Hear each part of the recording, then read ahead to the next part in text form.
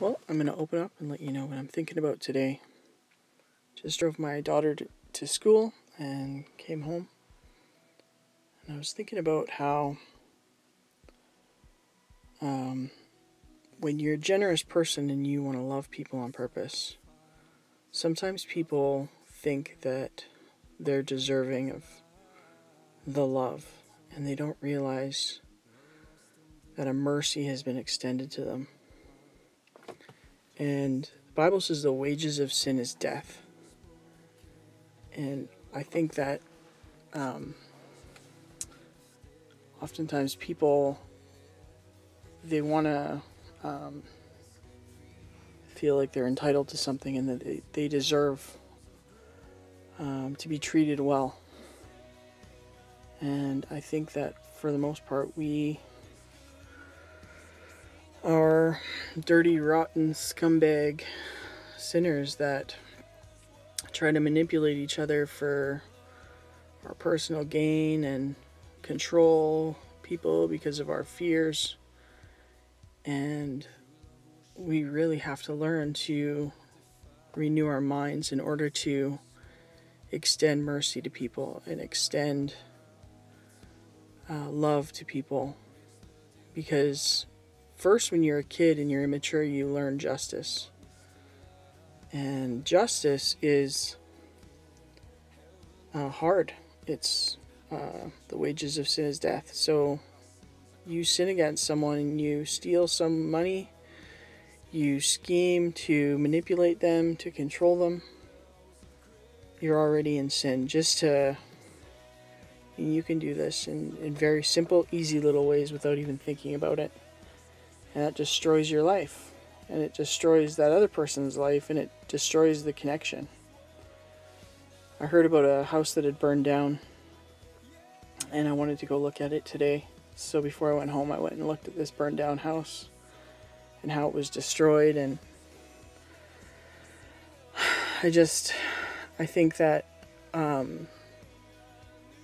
if we didn't extend mercy, we would just be destroying ourselves and others nonstop. And God knew that. And in His wisdom, He extended mercy and He sent Jesus in order to teach us that we don't need to destroy ourselves, we don't need to destroy others, but we can have shelter and we can have safety and we can have good connections and good relationships and family and a place of belonging. But when we sin against each other, when we don't do right by each other, especially in family, it's very destructive and hurtful.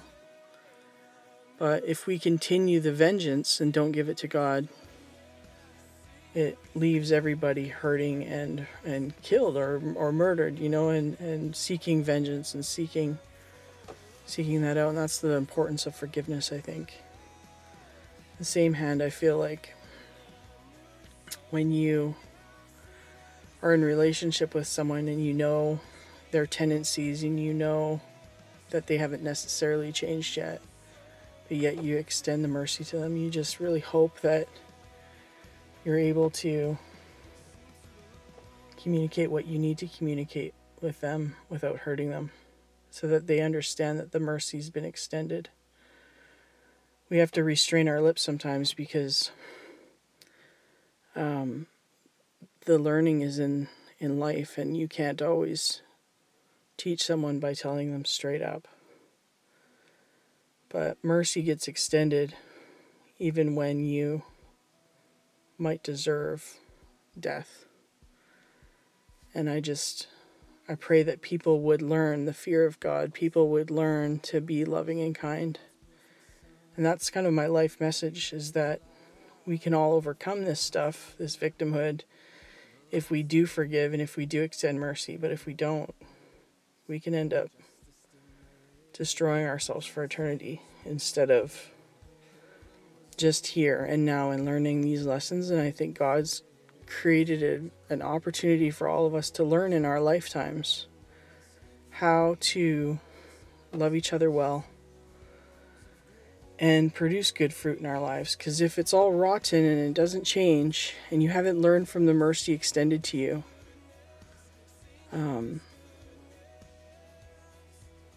what's God to do? And what is the true, just, loving, merciful tension that has to happen?